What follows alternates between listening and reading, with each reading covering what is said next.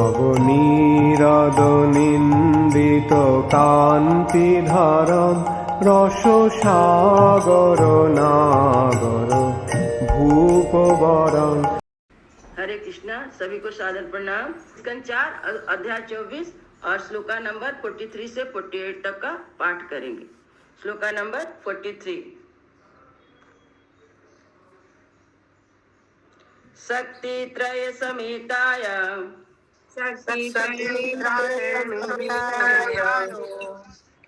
मीडुसे अहंकृतात्मने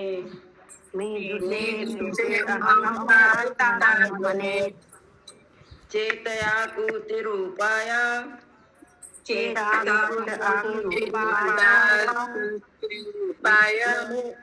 नमो वाचो विभूतये।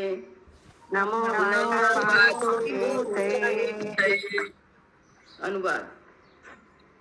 हे भगवान, आप कर्ता, कारण और कर इन तीनों शक्तियों के नियामक है। अतः आप शरीर, मन तथा इंद्रियों के परम नियंता है। आप अहंकार के परम नियंता रुद्र भी है। आप वैदिक आदेशों के ज्ञान तथा उनके अनुसार किए जाने वाले कर्मों के स्रोत हैं। तात्पर्य: प्रत्येक व्यक्ति मिथ्या अहंकार द्वारा निर्देशित होता है। अतः शिव जी मिथ्या अहंकार को भगवान की कृपा से पवित्र करना चाह रहे हैं। चूंकि शिव जी या रुद्र ही अहंकार के नियंता है, इसलिए वे भगवान की कृपा से अप्रत्यक्ष रूप से अपने को शुद्ध कर लेना चाहते हैं, जिससे उनका वास्तविक अहंकार जागृत हो सके।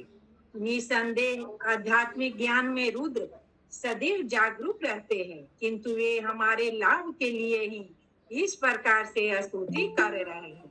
निर्विशेषवादियों के लिए शुद्ध अहंकार तो अहम ब्रह्मास्मि, मैं यह शरीर न होकर आत्मा हूँ, किंतु वास्तव में आत्मा को भक्ति संबंधी कार्य करने होते हैं। इसलिए शिव जी वेदों के आदेशानुसार मन तथा कर्म से भगवान की भक्ति में लगने के लिए प्रार्थना करते हैं। अहंकार को शुद्ध करने की यही विधि है। चेतः का अर्थ है ज्ञान। बिना पूर्ण ज्ञान के पूर्ण रूप से कर्म नहीं किया जा सकता। ज्ञान का असली स्रोत वाचा या शब्द है।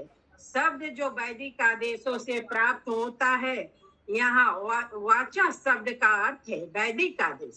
सृष्टि की उत्पत्ति शब्द से ही हुई, और यदि शब्द स्पष्ट तथा शुद्ध हो तो पूर्ण ज्ञान तथा पूर्ण कर्म प्रकट होते हैं। महामंत्र हरे कृष्ण कृष्ण कृष्ण हरे हरे, हरे राम राम राम हरे हरे के जप से यह सब संभव है। इस प्रकार शिव जी ज्ञान तथा वेदों के निर्देशानुसार कर्म की शुद्धि के द्वारा अपने शरीर, मन तथा कर्मों की शुद्धि के लिए बारंबार प्रार्थना कर रहे हैं। वे भगवान की प्रार्थना कर रहे हैं, जिससे उनका मन, इंद्रिय तथा वाणी यह सब केवल भक्ति की ओर ही उन्मुख हो। हरे कृष्ण। हरे कृष्णा। किसी का कोई प्रश्न है? इसमें शिव जी प्रचेता लोग को समझा रहे हैं, भगवान के बारे में भगवान की स्तुति कर रहे हैं और उन लोग को बता भी रहे हैं। प्रचेता महाराज पृथु के 6वें वंश में आते हैं। 6वें मतलब पुत्र के पुत्र कैसे करके 6वें वंश में ये लोग प्रचेता लोग आते हैं। 10 लोग थे।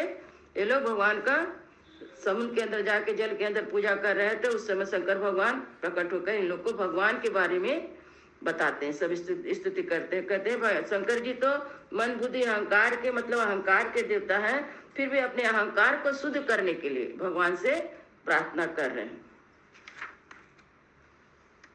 वाचा शब्द जैसे आता वैदिक ध्वनि है, जैसे वाचा शब्द इसमें वैदिक ध्वनि के लिए आया है। चेता शब्द आया ज्ञान के लिए आया है। और शिव मतलब भगवान का स्तुति कर रहे कि मैं मन, वाणी और कर्म से आपके भक्ति की ओर मैं बढ़ूं। यहाँ पे दे जिसका मन, इंद्रिया तथा वाणी ये सब केवल भक्ति की ओर उन्मुख हो। श्लोका नंबर 44। दर्शनम नो दिच्छुराम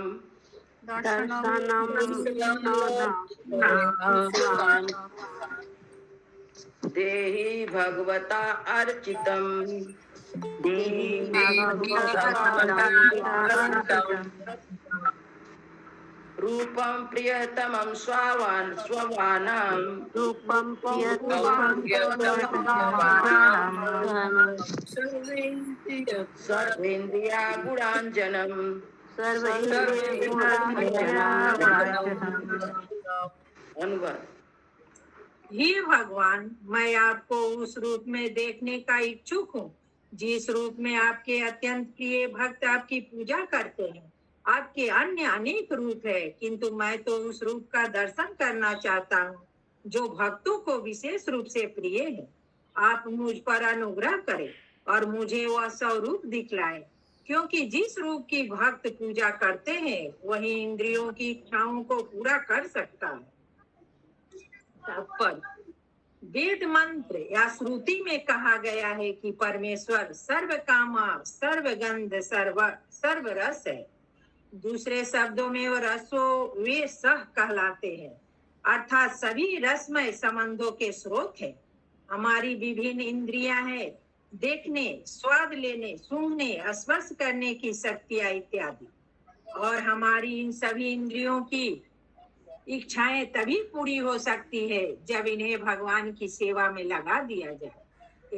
ऋषि के न ऋषि के सेवनम भक्ति रुच्यते। भक्ति का अर्थ है समस्त इंद्रियों को इंद्रियों के स्वामी ऋषिकेश में लगाना। नारद पंचरात्र, किंतु भौतिक इंद्रियों को भगवान की भक्ति में नहीं लगाया जा सकता। अतः मनुष्य को सभी उपाधियों से मुक्त हो जाना चाहिए।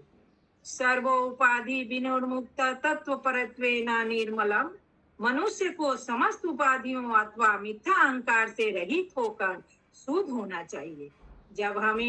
जब हम अपनी इंद्रियों को भगवान की सेवा में लगाते हैं तो हमारी इच्छा अथवा मनोवृत्तियां ठीक से पूरी होती है। अतः शिव जी भगवान को उस रूप में देखना चाहते हैं जो बौद्ध दार्शनिकों अथवा बौद्धों के लिए अकल्पनीय है। निर्विशेषवादियों तथा शून्यवादी भी परमेश्वर का रूप देखते हैं। बौद्ध मंदिरों में ध्यान मग्न बौद्ध की मूर्तियां रहती है, किंतु उनकी पूजा उस रूप में नहीं होती जैसे कि वैष्णव मंदिरों में राधा कृष्ण, सीताराम या लक्ष्मी नारायण के रूपों की होती है। विभिन्न वैष्णव संप्रदायों में या तो राधा कृष्ण या लक्ष्मी नारायण की पूजा की जाती है। शिव जी भगवान के पूर्ण रूप को उसी प्रकार देखना चाहते हैं जिस प्रकार भक्त देखना चाहते हैं। यहाँ पर रूपम प्रियतम स्वनाम का विशेष उल्लेख हुआ है, जिसका तात्पर्य है कि शिव जी उस रूप का दर्शन करना चाहते हैं जो भक्तों को अत्यंत प्रिय है। स्वनाम महत्वपूर्ण है क्योंकि भगवान को केवल भक्ति अत्यंत प्रिय है। उन्हें ज्ञानी, जोगी तथा कर्मी उतने प्रिय नहीं जितने की भक्त प्रिय है। कर्मी भगवान को अपनी आवश्यकता पूर्ति करने वाले के रूप में देखना चाहते हैं। ज्ञानी उनसे तादात्म्य होने के लिए उन्हें देखना चाहते हैं और जोगी उन्हें अंशतः अपने हृदय में परमात्मा रूप में स्थित देखना चाहते हैं। किंतु भक्तजन उन्हें सर्वांग रूप में देखना चाहते हैं, जैसा कि ब्रह्म संहिता 5.13 में कहा गया। वेणु करवंतरम अरविंदलायताक्षां वर्मा तमासमसितांबु सुंदरांगम कंदर्पकोटि कमनीय विशेष शोभां गोविंदयादि पुरुषां तमहं भजामि। मैं आदि भगवान गोविंद की पूजा करता हूँ जो अपने बंसी वादन में निपुण है, जिनके नेत्र खिले हुए कमल दलों के समान है, जिनका सिर मोर पंखों से अलंकृत है, जिनकी सुंदरता नील मेघों के समान है और जिनकी अद्वितीय शोभा करोड़ों कामदेवों को मोहित करती है। इस प्रकार शिव जी की इच्छा है कि वे भगवान के यहाँ वर्णित रूप का दर्शन करें, अर्थात उस रूप में जिस रूप में वो भगवतों या भक्तों के समक्ष प्रकट होते हैं। तात्पर्य यह है कि शिव जी भगवान के सर्वांग रूप को देखना चाहते हैं। वादियों या शून्यवादियों की तरह नहीं। यद्यपि भगवान विभिन्न रूपों में एक ही है, अद्वित, अच्युतम, अनादिम, तो ही गोपियों के साथ विहार करने वाला उनका रूप तथा ग्वाल बालों के संग उनका तरुण रूप, किशोर मूर्ति अत्यंत भूमि है। अतः वैष्णव लोग भगवान के वृंदावन की लीलाओं वाले रूप को प्रधान मानते हैं। हरे कृष्ण। हरे कृष्ण। किसी को कोई प्रश्न है? यस माता जी, यहाँ पे लिखा अतः शिव जी भगवान को उस रूप में देखना चाहते हैं जो बौद्ध दार्शनिकों अथवा बौद्धों के लिए अकल्पनीय है। ये पहला पैराग्राफ का शून्यवादियों की तरह नहीं, नीचे का पैराग्राफ है माता जी, लास्ट लाइन का। हाँ, पहला पैराग्राफ का एंड लाइन अतः शिव जी। अच्छा। यह निर्वेशवादी शून्यवादी उनके लिए कहा गया जो भगवान के आकार को नहीं मानते हैं, और शिव जी जो है भगवान के सर्वांग रूप को देखना चाहते हैं, जिस तरह की इसमें ब्रह्म संहिता में कहा गया। ब्रह्म संहिता कहा बेड़ू कुड़ंता, मतलब बंसी लिए हुए भगवान, हाथ में बंसी लिए हुए, नेत्र जो कमंडल के समान है, सिर पर मोर पंख है, जिनकी सुंदरता नील मेघ के समान है। ये नहीं, इससे पहला वाला पैराग्राफ का एंड लाइन, इससे पहला पैराग्राफ निर्विशेषवादी या शून्यवादी से एक लाइन पहले, अतः शिव जी। कौन सा लाइन माता जी? लास्ट पैराग्राफ माता जी, एकदम लास्ट। वैष्णव लोग भगवान के वृंदावन की लीला वाले रूप को प्रधान मानते हैं, ये वाला लाइन। पहला पैराग्राफ माता जी, तात्पर्य स्टार्ट हुआ है ना पहला, उसका लास्ट लाइन माता जी। अरे शिव जी भगवान को उस रूप को नहीं देखना चाहते हैं जो बौद्ध, और उस रूप को देखना चाहते हैं जो बौद्ध और बौद्धों के लिए अकल्पनीय है। मतलब जो बौद्ध लोग होते हैं वो लोग और दार्शनिक लोग होते हैं, वो भगवान के ये जो यहाँ ब्रह्म संहिता में रूप दिया गया है उसको नहीं देखना चाहते हैं, और वो लोग जो देखना चाहते हैं वो शिव जी नहीं देखना चाहते। ओके माता जी, ये शिव जी भगवान का रूप देखना चाहते हैं यहाँ पे। हाँ, शिव जी देखना चाहते हैं। हाँ। स्तुति कर रहे हैं माता जी, भगवान का स्तुति कर रहे हैं ना, अभी तो रूप नहीं देखे थे, स्तुति कर रहे हैं भगवान का। और वो जो दूसरे हैं क्या नाम, उनके लिए नहीं बोल रहे, जो क्या नाम, प्रचेता लोग को बता रहे हैं, ऐसे प्रचेता लोग को बता रहे हैं इस तरह भगवान की स्तुति करनी चाहिए।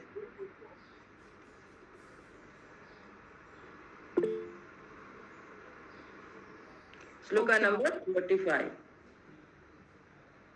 হরে কৃষ্ণ মাতাজি। हाँ হরে माता जी। কৃষ্ণ মাতাজি। মাতাজি हाँ बोल। প্রথম স্ট্যান্ডারের মধ্যখানে আছে নারদ পঞ্চরাত্রতে আছে, ওটা আমাদের জড় ইন্দ্রিয়গুলো কিন্তু কখনো ভগবানের সেবায় যুক্ত হতে পারে না, তাই সমস্ত উপাধি থেকে মুক্ত হতে চায়। কি বলছে এখানে? আমাদের জড় ইন্দ্রিয়গুলো, এটা বলছে নারদ পঞ্চরাত্রে আছে ওটা। नारद पंचरात्रे भौतिक इंद्रियों को भगवान की भक्ति में नहीं लगाया जा सकता, ये लाइन माता जी। हाँ वो लाइन। भौतिक इंद्रियों को भगवान की भक्ति में नहीं लगाया जा सकता, अतः मनुष्य को सभी उपाधियों से मुक्त हो जाना चाहिए। यहाँ पे दिया मतलब इसके ऊपर वाला लाइन देखिए माता जी, हमारी सभी इंद्रियों की प्रवृत्तियां तभी संतुष्ट हो सकती हैं जब इन्हें भगवान की सेवा में लगा दिया जाए।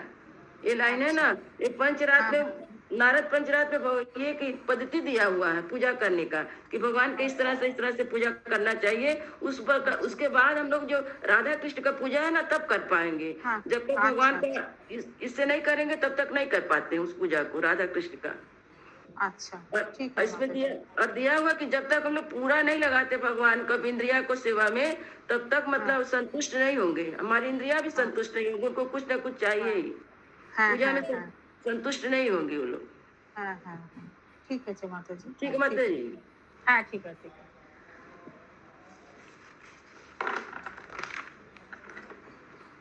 श्लोका नंबर 45। स्निग्ध प्राविट घनश्यामम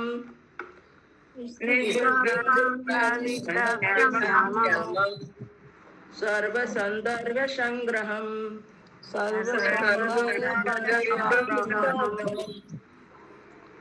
चारु आयता चतुष्बाहु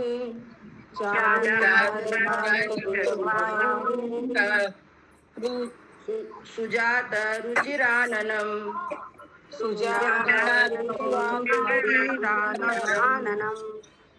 पद्मकोश पलासाक्षम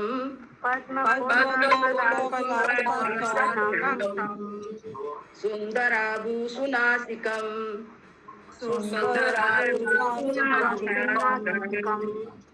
सुदुजम सुकपोलस्यम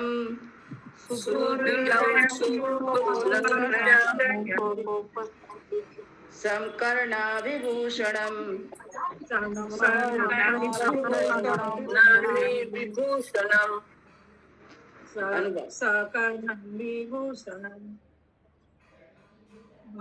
अर्थ भगवान की सुंदरता वर्षाकालीन श्याम मेघों के समान है। उनके शारीरिक अंग वर्षा जल के समान चमकीले हैं।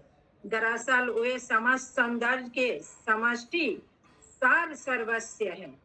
भगवान की 4 भुजाएं हैं, सुंदर मुख है और उनके नेत्र कमल दलों के तुल्य है। उनकी नाक उन्नत, उनकी हंसी मोहने वाली है। उनका मस्तक सुंदर तथा उनके कान सुंदर और आभूषणों से सज्जित है। तात्पर्य, ग्रीष्म ऋतु की तपन के बाद आकाश में काले काले बादल अत्यंत सुहाने लगते हैं। ब्रह्म संहिता में पुष्टि की गई है कि ब्रह्मातम समासीताम्बुज सुंदरांगम ब्रह्मातम समेत सीताम्ब सुंदरांगम। भगवान अपने बालों में मोर पंख धारण करते हैं। उनका शरीर श्याम बादलों के समान है।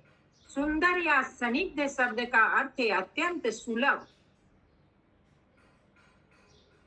कंदर्प कोटि कमनीय। श्री कृष्ण की सुंदरता इतनी मोहक है कि करोड़ों कामदेव भी उसकी समता नहीं कर सकते। विष्णु रूप में भगवान का रूप समस्त ऐश्वर्यों से सुसज्जित रहता है। अतः शिव जी नारायण या विष्णु के अत्यंत ऐश्वर्यवान रूप का दर्शन पाने का प्रयास कर रहे हैं। सामान्यतः भगवान की पूजा नारायण या विष्णु की पूजा से प्रारंभ होती है, किंतु कृष्ण तथा राधा की पूजा गुप्त विधि से की जाती है। भगवान नारायण की पूजा पंचरात्रिक विधि से की जाती है, जबकि भगवान कृष्ण की पूजा भगवत विधि से की जाती है। उनकी पंचरात्र विधि से पूजा किए बिना कोई भी व्यक्ति भगवान की पूजा भगवत विधि से नहीं कर सकता है। वास्तव में नव दीक्षित भक्त भगवान की पूजा नारद पंचरात्र द्वारा निर्दिष्ट पंचरात्रि विधि से करते हैं। नव दीक्षित भक्त राधा कृष्ण की पूजा नहीं कर सकते। अतः मंदिरों में विधि विधानों के अनुसार ही लक्ष्मी नारायण की पूजा की जाती है। भले ही मंदिर में राधा कृष्ण विग्रह हो, किंतु नव दीक्षित भक्तों द्वारा की गई पूजा लक्ष्मी नारायण पूजा के रूप में ही स्वीकार्य होती है। पंचरात्रिक विधि से की गई पूजा विधि मार्ग कहलाती है और भगवत विधि से की गई पूजा राग मार्ग कहलाती है। राग मार्ग के सिद्धांत उन भक्तों के लिए है जो वृंदावन पद को प्राप्त है। वृंदावन के वासी गोपियां, माता जसोदा, नंद महाराज, गोप, गाय तथा अन्य सब वास्तव में राग मार्ग या भगवत मार्ग के पद पर स्थित है। वे 5 मूल रसों को भोगते हैं: दस, साख्य, वात्सल्य, माधुर्य तथा शांत। यद्यपि भागवत मार्ग में ये 5 रस पाए जाते हैं, किंतु भागवत मार्ग तो विशेष रूप से वात्सल्य तथा माधुर्य रस के लिए है। परंतु भी प्रलभ साख्य भी है जो गोपों द्वारा भोगा जाता है। यद्यपि गोपों तथा कृष्ण के मध्य मित्रता है, किंतु यह मित्रता कृष्ण तथा अर्जुन की ऐश्वर्य मित्रता से भिन्न है। जब अर्जुन ने भगवान का विश्व रूप देखा तो उन्हें भय हुआ कि उन्होंने तो कृष्ण को सामान्य मित्र माना था, फलतः उन्होंने क्षमा मांगी। किंतु वृंदावन के ग्वालवाल जो कृष्ण के मित्र है, उनके कंधे पर चढ़ते हैं, कृष्ण को अन्यों के समान अपने ही तुल मानते हैं। ये उनसे कभी भी डरते नहीं, न वे कभी क्षमा मांगते हैं। इस प्रकार राग मार्ग या भागवत मार्ग कृष्ण के साथ उच्चतर पद पर मित्रता है। यह पद भी प्रलभ मित्रता का है। वात्सल्य भाव तथा माधुर्य भाव वृंदावन के राग मार्ग में देखे जा सकते हैं। हरे कृष्णा। किसी का कोई क्वेश्चन है? इसमें दो बताया गया, एक पंचरात्रि पूजा का जिसको विधि मार्ग कहते हैं, और एक भागवत मार्ग का जो बताया गया राग मार्ग उसको बताते हैं, जो गोपियां और यशोदा माता नंद बाबा ये सब लोग जो वृंदावन के वासी थे वो लोग भगवान से किए थे। और अर्जुन जो कब मित्रता किए थे, ऐश्वर्य रूप की मित्रता उनका था, जो कि बाद में विराट रूप जब भगवान का उन्होंने देखा तो उन्होंने भगवान से क्षमा मांगी। परंतु जो ग्वाल बाल थे भगवान के साथ थे, उनके कंधों पे चढ़ जाते थे, उनसे डरते नहीं थे, उनकी मित्रता भी थी, लेकिन वे भगवान से क्षमा नहीं मांगे थे। वो लोग राग मार्ग से ही भगवान को बचते थे। पढ़िए माता जी आगे। कुछ अनैतिक लोग पंचरात्रिक विधि के विधि मार्ग से कृष्ण की भक्ति किए बिना ही राग मार्ग में तुरंत कूदना चाहते हैं। इन्हें सहजिया कहते हैं। कुछ ऐसे अधम असुर भी है जो अपने स्वेच्छाधारी आचरण का लाभ उठाते हुए कृष्ण तथा गोपियों के साथ उनकी लीलाओं की नकल करने में ही आनंद लेते हैं। ऐसे अधम लोग जो राग मार्ग पर पुस्तकें तथा गीत लिखकर प्रकाशित करते हैं, वे निश्चित ही नरकगामी हैं। दुर्भाग्यवश वे अपने साथ औरों को भी पतित बनाते हैं। कृष्ण भक्ति में लगे हुए भक्तों को ऐसे अधमों से बचना चाहिए। मनुष्य को चाहिए कि लक्ष्मी नारायण की पूजा करते समय विधि मार्ग का कठोर अनुसरण करे। भले ही मंदिर में भगवान राधा कृष्ण रूप में क्यों ना हो, राधा कृष्ण में लक्ष्मी नारायण निहित है, अतः विधि मार्ग से ही पूजा करनी चाहिए। और लक्ष्मी नारायण के रूप में भगवान सेवा स्वीकार करते हैं। भक्ति रसामृत सिंधु नामक कृति में राधा कृष्ण या लक्ष्मी नारायण के विधि मार्ग पूजा संबंधी आवश्यक निर्देशन दिए गए हैं। यदि विधि मार्ग पूजा में 64 प्रकार के अपराध हो सकते हैं, किंतु राग मार्ग पूजा में ऐसे अपराधों पर विचार नहीं किया जाता, क्योंकि उस पद पर स्थित भक्त अत्यंत उन्नत होते हैं। उनके द्वारा अपराध का प्रश्न ही नहीं उठता। किंतु यदि विधि मार्ग स्तर पद पर विधि विधानों का पालन न करके अपराधों को ढूंढने में ही दृष्टि जमा दी जाए तो प्रगति नहीं हो सकती। शिव जी ने कृष्ण के संदर्भ किसी का कोई प्रश्न इसमें दिया गया विधि मार्ग से ही पूजा करना चाहिए भगवान का। उसके बाद लक्ष्मी नारायण में ही भगवान बोलते राधा कृष्ण भी है, बोले राधा कृष्ण भी है। और विधि मार्ग के जो 64 अंग है इसमें अपराध हो सकते हैं, किंतु लेकिन राग मार्ग में नहीं होते, क्योंकि राग मार्ग का जो भक्त होता है ना, वो भगवान से बातचीत कर सकता है, भगवान से पूछ सकता है। हमेशा बहुत उन्नत भक्त है जिसके सामने भगवान प्रकट हुए हैं, भगवान उनसे बातचीत किए। जो राग मार्ग के हैं ये बहुत ही उन्नत भक्त होते हैं, उनमें कोई दोष हो ही नहीं सकता। उनको पहले ही पता चल जाता है कि दोष क्या है और दोष क्या करने से दोष होगा, क्या करने से दोष नहीं होगा, इसलिए उनको आगे से पता चल जाता है। लेकिन विधि मार्ग में ऐसा नहीं। विधि मार्ग में जो है 64 अपराध दिए गए जो कि हमको भक्ति रसामृत सिंधु में है, उसको हमको उसके अनुसार हमको चलना पड़ता है विधि मार्ग में। और पंचरात के द्वारा ही पूजा हम लोग को करना चाहिए। उसके करते करते हम जब उन्नत भक्त बन जाएंगे तब हम लोग राग मार्ग अपना सकते हैं, भागवत मार्ग। हरे कृष्ण। आगे पढ़िए माता जी। शिव जी ने कृष्ण के सौंदर्य वर्णन में चारायात चतुर्बाहु सुजाता रुचिर आननम शब्दों का प्रयोग नारायण या विष्णु के सुंदर चतुर्भुज रूप में किए हैं। जो कृष्ण की पूजा करते हैं वे उन्हें सुजातरुचिरा नाम के रूप में वर्णन करते हैं। विष्णु तत्व में परमेश्वर के लाखों करोड़ों रूप रहते हैं, किंतु इन सब में श्री कृष्ण का रूप ही सुंदरतम है। इसलिए जो कृष्ण पूजक है उनके लिए सुजात चारु आननम शब्द का प्रयोग हुआ है। भगवान विष्णु के चारों हाथ भिन्न भिन्न कार्यों के लिए हैं। जिन 2 हाथों में कमल तथा शंख धारण किए हैं वे भक्तों के लिए है, और शेष 2 जिनमें चक्र तथा गदा धारण किए रहते हैं असुरों के लिए है।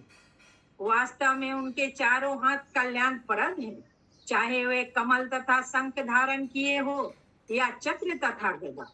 जिन असुरों का भगवान विष्णु के चक्र तथा गदा से वध होता है वे दिव्य लोक को जाते हैं। जिस तरह कमल तथा शंख वाले हाथों द्वारा रक्षित भक्त भी दिव्य लोक को जाते हैं, किंतु जो असुर दिव्य लोक को जाते हैं वे निर्गुण ब्रह्म ज्योति में स्थित होते हैं, जबकि भक्तों को वैकुंठ लोक में प्रविष्ट होने दिया जाता है। कृष्ण के भक्त तुरंत गोलोक वृंदावन लोक को भेज दिए जाते हैं। हरे कृष्ण। हरे कृष्ण। इसमें किसी का कोई प्रश्न है? इसमें भगवान के 4 हाथ है, इसमें चारों हाथ में कमल और शंख 2 हाथ में, और 2 हाथ में चक्र और गदा धारण किए हैं। जो चक्र और गदा जो असुरों को मारते हैं, तो जब भगवान के हाथ से जब उनका वध होता है तो भगवान के लोक में जाते हैं। निर्विष जो भगवान का शरीर से निकला हुआ ज्योति की तरह एक लोक है, उस लोक में जाते हैं जो ब्रह्म लोक के पहले है, वैकुंठ लोक के पहले पड़ता है, उस लोक में वो लोग जाते हैं असुर लोग। और जो लोग भगवान के भक्त है वो गोलोक वृंदावन में भेज दिए जाते हैं। आगे पढ़े माता जी। भगवान के सौंदर्य की उपमा वर्षा से दी गई है, क्योंकि जब वर्षा ऋतु में वर्षा होती है तो यह लोगों को अधिकाधिक भाती है। ग्रीष्म ऋतु की भीषण तपन के बाद लोग वर्षा ऋतु का अत्यधिक आनंद लेते हैं। यही नहीं, गांवों के लोग घर के बाहर निकलकर वर्षा का प्रत्यक्ष आनंद लेते हैं। इस प्रकार भगवान के शारीरिक अंगों की तुलना वर्षाकालीन बादलों से की गई है। भक्त भगवान के सौंदर्य का आनंद लेते हैं, क्योंकि यह समस्त प्रकार की सुंदरताओं का संग्रह होता है। इसलिए सर्व सौंदर्य संग्रहम शब्द का प्रयोग हुआ है। कोई यह नहीं कह सकता कि भगवान के शरीर का कोई अंग कम सुंदर है। यह पूर्णम होता है। प्रत्येक वस्तु पूर्ण रहती है, चाहे वह ईश्वर की सृष्टि हो, ईश्वर की सुंदरता हो या उनके शारीरिक अंग हो। वे सब इतने पूर्ण होते हैं कि भगवान के सौंदर्य को देखकर किसी की भी इच्छा पूरी हो जाती है। सर्व सौंदर्य शब्द सूचित करता है कि भौतिक जगत में तथा वैकुंठ लोक में भिन्न भिन्न प्रकार की सुंदरताएं होती है, और भगवान में वे सब रहती है। भौतिकतावादी तथा अध्यात्मवादी समान रूप से भगवान के सौंदर्य का आनंद प्राप्त कर सकते हैं, चाहे असुर हो या देवता, भौतिकतावादी हो या अध्यात्मवादी। भगवान सबों को आकृष्ट करने वाले हैं, इसलिए वे कृष्ण कहलाते हैं। इसी प्रकार उनके भक्त भी सबों को आकृष्ट करने वाले हैं, जैसा कि षड गोस्वामी स्त्रोत्र में उल्लेख है। धीरा धीरा जना प्रिया हो। गोस्वामी धीर भक्त तथा धीर असुर दोनों को समान रूप से प्रिय है। जब श्री कृष्ण वृंदावन में थे तो असुरों को प्रिय नहीं थे, किंतु वृंदावन में रहते हुए 6 गोस्वामी असुरों को प्रिय थे। अपने भक्तों के साथ बर्ताव में भगवान की यही विशिष्टता है। कभी कभी वे अपने भक्तों को अपने से भी बढ़कर श्रेय देते हैं। उदाहरणार्थ, कुरुक्षेत्र की युद्ध भूमि में भगवान कृष्ण युद्ध के लिए केवल आदेश दे रहे थे। युद्ध का सारा श्रेय तो अर्जुन को मिला। निमित्त मात्रम भव सव्यसाची। हे सव्यसाची, तुम इस युद्ध में केवल कारण स्वरूप बनो। भगवत गीता 11.33। हर योजना कृष्ण की थी, किंतु विजय का श्रेय मिला अर्जुन को। इसी प्रकार कृष्ण भावनामृत आंदोलन में प्रत्येक घटना भगवान श्री चैतन्य महाप्रभु की भविष्यवाणी के अनुसार घट रही है, किंतु श्रेय मिलता है श्री चैतन्य महाप्रभु के आज्ञाकारी सेवकों को। इस प्रकार यहाँ पर भगवान को सर्व सौंदर्य संग्रह के रूप में वर्णित किया गया। हरे कृष्ण। यह शीला प्रभुपाद जी लिखते हैं कि जो कृष्ण भावनामृत आंदोलन है, यह जो सब घटनाएं हो रही हैं, श्री भगवान चैतन्य महाप्रभु की भविष्यवाणी। उन्होंने भविष्यवाणी किया था कि पूरा विश्व हरे कृष्ण मंत्र से गुजेगा। तो ये ऐसे ही घट रही है। इसका से मतलब सब इसमें जो इसके अंदर जो है कृष्ण भावनामृत के अंदर जो भक्त लोग हैं श्रेय उनको मिल रहा है। कह रहे हैं चैतन्य महाप्रभु के आज्ञाकारी सेवक है, उनको श्रेय मिल रहा है। श्रीला प्रभुपाद जी ऐसा हम लोग को बता रहे हैं। यहाँ पे सर्व सौंदर्य संग्रह का वर्णन किया गया है। भगवान का स्वरूप का मतलब भगवान पूर्ण है और भगवान अपने आप को कभी भी अपना श्रेय नहीं लेते हैं। जैसे भगवान जब वृंदावन में थे तो जो असुर लोग थे उनको प्रिय नहीं थे, लेकिन जब सठ गोस्वामी लोग वृंदावन में आए, जो असुर थे उनको भी सठ गोस्वामी लोग अच्छे लगते थे।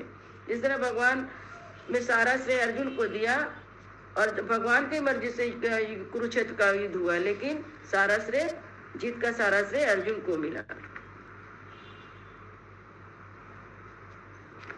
और अब आज का अंतिम श्लोक है 47 और 48।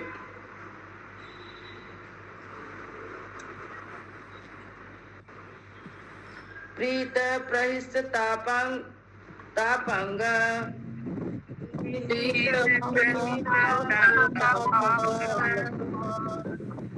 अमनेके रूप शोभितम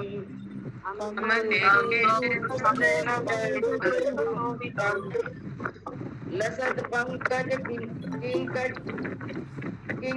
किंकंचलम लसत पंकज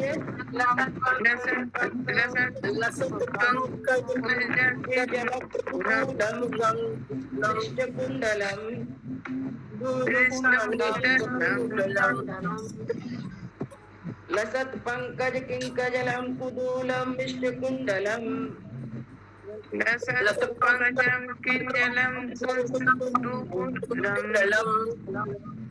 स्फुरत किरीट वलय हार हार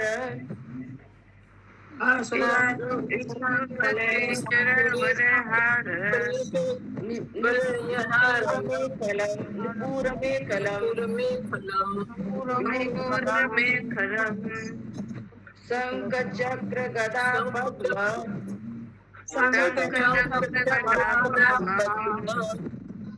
माला मर्युत्तम उत्तम धीमत